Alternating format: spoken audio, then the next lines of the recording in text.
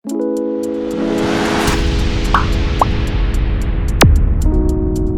जाता है कि मुलायम सिंह यादव की जवानी के दिनों में अगर उनका हाथ अपने प्रतिद्वंदी की कमर तक पहुंच जाता था तो चाहे वो कितना ही लंबा या तगड़ा हो, उसकी मजाल नहीं थी कि वो अपने आप को उनकी गिरफ्त से छुड़ा ले।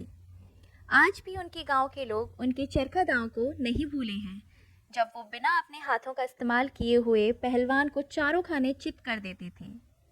लेकिन वो पहलवान आज अपनी जिंदगी की कुश्ती हार गया। समाजवादी पार्टी के संस्थापक और पूर्व मुख्यमंत्री मुलायम सिंह यादव का आज निधन हो गया। पिछले 10 दिन से मेदांता अस्पताल में जिंदगी और मौत के बीच जूझते रहने के बाद नेताजी ने सोमवार सुबह अंतिम सांस ली। मुलायम सिंह यादव जी का जीवन आजकल के उन नेताओं की तरह नहीं रहा है जो मुंह में सोने का चम्मच लेकर पैदा होते हैं। उन्होंने सारे मुकाम अपने दम पे हासिल किए। तो चलिए आज हम आपको बताते हैं उनके जीवन के कुछ ऐसे किस्सों के बारे में जिन्हें शायद ही आप जानते होंगे, और साथ ही बताएंगे उनके नेताजी बनने की कहानी कितनी रोचक रही है। बात उन दिनों की है जब देश में समाजवाद की लहर थी। 60 के उस दशक में राम मनोहर लोहिया समाजवादी आंदोलन के सबसे बड़े नेता थे। उस दौर में देश भर की तरह उत्तर प्रदेश के इटावा में भी समाजवादियों की रैलियां होती थी और इन रैलियों में नेताजी जरूर शामिल होते थे। समाजवादी विचारधारा उन्हें रमने लगी थी। अब वे अखाड़े के साथ साथ रैलियों में भी जाते थे। समय बीतता गया और नेताजी समाजवाद के रंग में रंगते गए। कुछ साल बाद नेताजी को विधायकी लड़ने के लिए टिकट तो मिला, लेकिन प्रचार करने के लिए उनके पास साइकिल के अलावा कुछ भी नहीं था। लेकिन गांव के लोग उन्हें इतना मानते थे कि उन्होंने उपवास रखना शुरू कर दिया।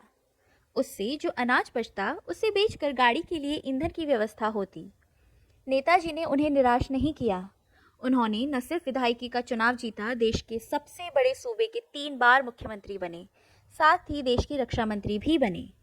मुलायम सिंह यादव का जन्म 22 नवंबर 1939 को इटावा जिले के सिफई गांव में मूर्ति देवी व सुघर सिंह यादव के किसान परिवार में हुआ।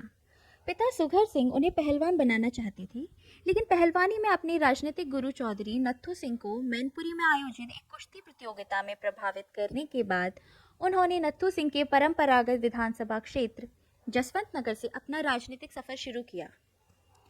वर्ष 1967 का विधानसभा चुनाव हो रहा था। मुलायम के राजनीतिक गुरु नत्थू सिंह तब जसवंत नगर के विधायक थे। उन्होंने अपनी सीट से मुलायम को मैदान में उतारने का फैसला लिया। लोहिया से पैरवी की और उनके नाम पर मुहर लग गई। अब मुलायम सिंह जसवंत नगर विधानसभा सीट से सोशलिस्ट पार्टी के उम्मीदवार थे। नत्थू सिंह इस बार करहल विधानसभा से चुनाव लड़े और जीते भी। नाम की घोषणा होते ही मुलायम सिंह चुनाव प्रचार में जुट गए। तब मुलायम के पास प्रचार के लिए कोई संसाधन नहीं था। ऐसे में उनके दोस्त दर्शन सिंह ने उनका साथ दिया। दर्शन सिंह साइकिल चलाते और मुलायम कैरियर पर पीछे बैठकर गांव-गांव जाते। एक नोट एक वोट का नारा। मुलायम सिंह के पास चुनाव लड़ने के लिए पैसे नहीं थे। ऐसे में दोनों लोगों ने मिलकर एक वोट एक नोट का नारा दिया। वे चंदे में 1 रुपया मांगते और उसे ब्याज सहित लौटाने का वादा करते। इस बीच चुनाव प्रचार के लिए एक पुरानी एम्बेसडर कार खरीदी। गाड़ी तो आ गई, लेकिन उसके लिए ईंधन यानी तेल की व्यवस्था कैसे हो?